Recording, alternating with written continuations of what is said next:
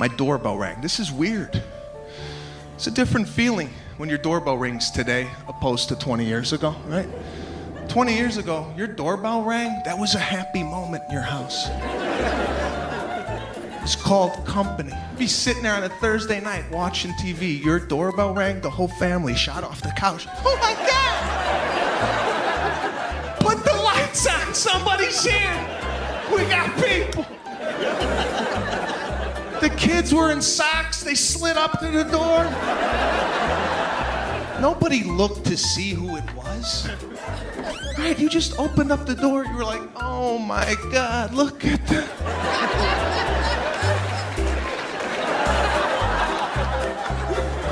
Look at us here.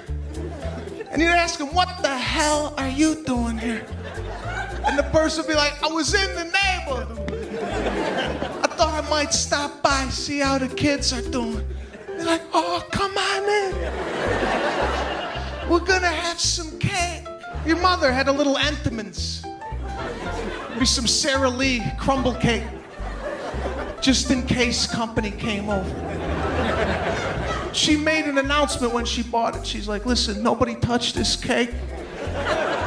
This is for company only. Those crap muffins, those are for you people. And you lost track of time. 2 hours went by. You were like, we gotta get out of here. That's okay. Next time we're gonna come by you. Like, yeah, my door's always open. Now your doorbell rings? It's like, what the fuck?